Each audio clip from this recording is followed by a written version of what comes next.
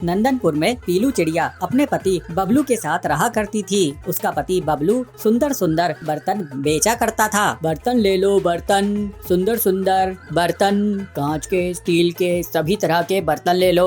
अरे बबलू भाई, तुम्हारे बर्तन तो सच में बहुत अच्छे डिजाइन के हैं, मुझे भी अच्छे बर्तन दिखा दो। मेरे बच्चे तुम्हारे बर्तन के डिजाइन को बहुत पसंद करते हैं। हाँ हाँ हरिया काका, मैं चुन चुन कर सुंदर सुंदर डिजाइन बनवाता हूँ, इसलिए आप सभी को मेरे बर्तन बहुत अच्छे लगते हैं। तभी वहाँ पर सुंदरी कौवी आती है। बबलू भैया जल्दी घर चलो, पीलू को पेट में बहुत जोर से दर्द हो रहा है, तुम जल्दी से घर जाओ। बबलू जल्द ही पीलू के पास पहुँच जाता है। घर जाकर बबलू देखता है कि पीलू ने एक अंडा दिया है। बबलू की खुशी का ठिकाना नहीं रहता। कुछ दिनों बाद उसे एक बेटी होती है। पीलू कहती है, सुनो जी, इसका नाम मैं सोच रही हूँ लवली रखूं। अरे ये तो बहुत अच्छा नाम है, इसका नाम लवली ही रखो। धीरे धीरे लवली बड़ी होने लगती है तो पीलू अपने पति से कहती है, सुनो जी, अब आपको ज्यादा पैसे कमाने होंगे क्योंकि बेटी बड़ी हो रही है, उसको हमें अच्छी स्कूल में भी डालना है और अच्छा जीवन देना है। हाँ हाँ पीलू, तुम सही कह रही हो, हम अपनी बच्ची को बिल्कुल राजकुमारी की तरह पालेंगे। इस तरह दोनों पति पत्नी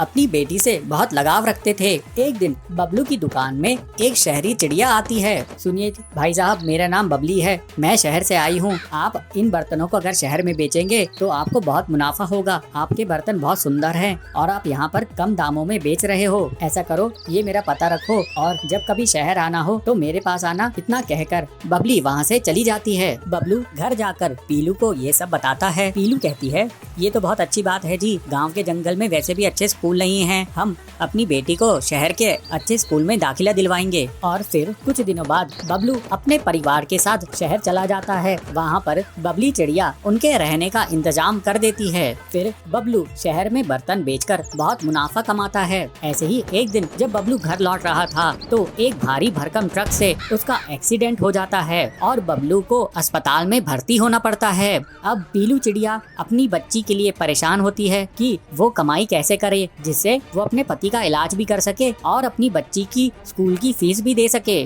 उसकी बच्ची लवली उसके पास आकर कहती है, माँ तुम चिंता क्यों करती हो, हम फिर से नई शुरुआत करेंगे और नई डिजाइन के बर्तन बनाएंगे। पीलू कहती है, पर बेटा मुझे काम के बारे में कुछ भी नहीं पता, ये एक्सपर्ट थे, एक से एक डिजाइन बनवाया करते थे। उसकी बेटी कहती है, माँ तुम चिंता मत करो, हम कोई न कोई रास्ता निकाल लेंगे। ऐसा करो, अब तुम थोड़ा आराम करो। ऐसा कहकर लवली रसोई में जाती है और वहाँ पर मिट्टी के घड़े को देखकर वो सोचती है, क्यों ना हम मिट्टी के बर्तन ही बनाने लगे। लवली पीलू के पास आकर कहती है, माँ क्यों ना हम मिट्टी के बर्तन बनाकर बेचे, यहाँ शहर में तो कोई वैसे भी मिट्टी के बर्तन बनाता नहीं है। पीलू कहती है, लवली तेरा आइडिया तो बहुत अच्छा है, चल मैं कल से मिट्टी के बर्तन बनाया करूंगी और तू उन्हें ले जाकर बेच दिया करना। इस तरह से पीलू और लवली की मेहनत से उनकी दुकान फिर से चल पड़ती है। कुछ दिनों बाद बबलू ठीक हो जाता है। अब उनके पास बर्तनों की कई वैरायटी होती है, स्टील के और मिट्टी के। और थोड़े ही दिनों बाद बबली उनके मिट्टी के बर्तन भी खरीदने लगती है और बाहर सप्लाई करने लगती है। उनकी अच्छी खासी आमदनी होती है और वे खुशी खुशी रहने लगते हैं।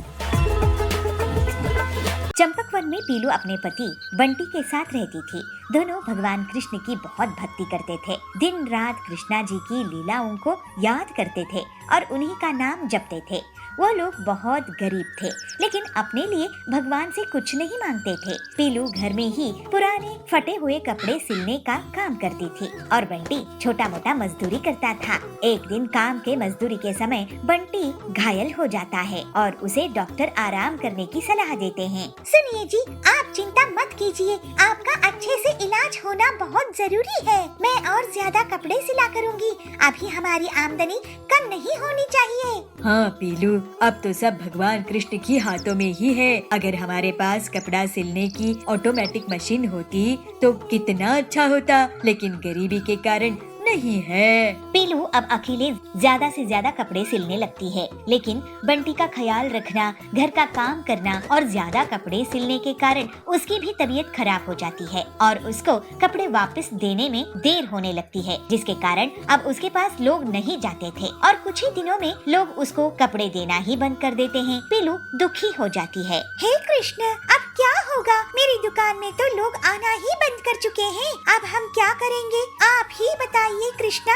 आप ही बताइए हमें। पीलू कुछ दिनों तक यहाँ वहाँ मजदूरी के लिए भटकती है, लेकिन उसको कोई भी काम नहीं देता है। पीलू रोने लगती है। हे श्री कृष्ण, अब तो आपकी सेवा पूजा भी नहीं कर पा रही हूँ और न ही इनका इलाज करवा रही हूँ। घर में खाने के लिए नहीं है, हमारा सहारा तो आप ही हो। कृष्णा, आपकी जैसी मर्जी हम वैसे ही रहेंगे। और तभी भगवान श्री कृष्ण उसे दर्शन देते हैं। मेरी प्यारी भक्त पीलू, दुखी मत हो, मैं तो तुम जैसे शुद्ध भावना वाले भक्तों के लिए प्रकट होता हूँ। प्रभु आप, हे श्री कृष्ण, आपके इतने सुंदर दर्शन हो गए, आपकी दया अपरंपार है। अब तो मुझे कुछ चिंता ही नहीं लग रही है।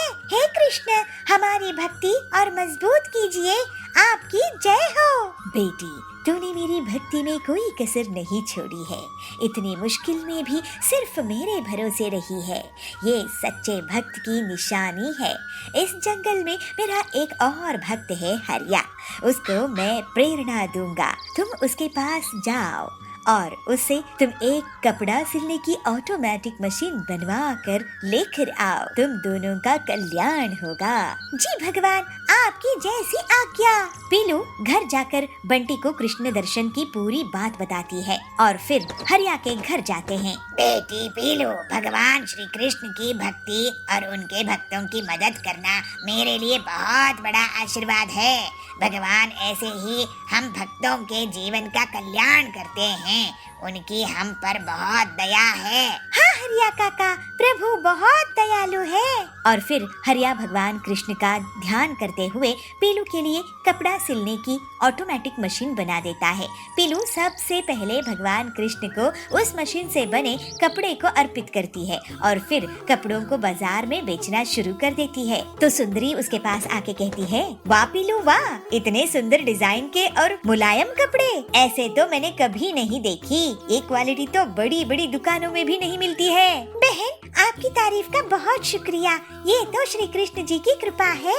जल्द ही अच्छा इलाज मिलने से बंटी ठीक हो जाता है। हरिया काका, आपको बहुत धन्यवाद। आप भगवान के बहुत बड़े भक्त हो। आप नहीं होते तो हमारा भला नहीं होता। हरिया काका, आप बहुत नेक दिल के हैं। आपकी मदद के लिए शुक्रिया। अब आप हमारे काम में हिस्सेदारी लीजिए। सब कृष्ण कृपा है। चलो अब हम मेहनत करके आगे बढ़ते हैं। इस तरह कृष्ण की भक्ति करने से उनके पूरे जीवन का उद्धार हो जाता है। पीलू और बंटी भगवान श्री कृष्ण जी की और भी अच्छे से भक्ति करने लगते हैं और गरीबों की सहायता करते हैं। अब सब खुशी खुशी रहने लगते हैं।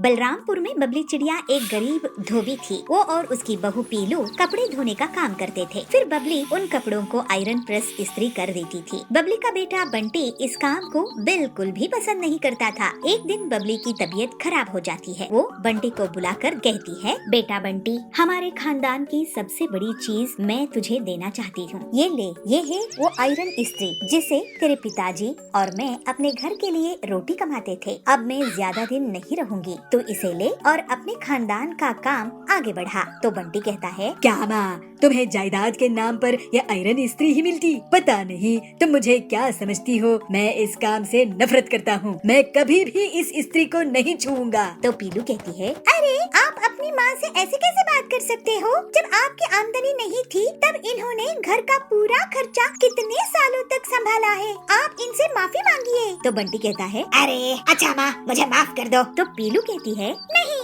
ऐसे नहीं, कसम खाओ। तो बंटी कहता है, ठीक है माँ, मैं कसम खाता हूँ कि इस आयरन इस्त्री को संभाल कर रखूंगा और इसी से पैसा कमाऊंगा। इसके बाद कुछ दिनों में ही बबली परलोक सिधार जाती है। पीलू बंटी से कहती है, ये लीजिए आयरन इस्त्री, अब इसे काम शुरू कीजिए। तो बंटी कहता है, नहीं, मैं किसी के कपड़े प्रेस नहीं करूँगा। तो पीलू पूछती है, तो फिर आप अपनी माँ की कसम क्या खोटी खाए थे और घर का खर्च कैसे चलाएंगे? आप क्या चाहते हैं कि हम सब भूखे ही मर जाएं? तो बंटी कहता है, अरे तुम क्या बकवास कर रही हो? पीलू बोलती है, हाँ, तो तो फिर इस इस्त्री का इस्तेमाल करो। बंटी कहता है, तुम यही चाहती हो ना कि मैं इस आयरन इस्त्री का उपयोग करूं? तो मुझे 2-3 दिन दो, मैं इसका इस्तेमाल कर लूंगा। इसके बाद बंटी एक चौक में अपना छोटा सा आयरन इस्त्री का पराठा बनाने लगा और बंटी का काम बहुत अच्छे से चलने लगा। फिर उसकी डिमांड देखकर वो जल्दी ही अंडे पराठे बनाने लगा। बहुत जल्द लोगों को उसके स्वाद की आदत लग जाती है। वाह जी,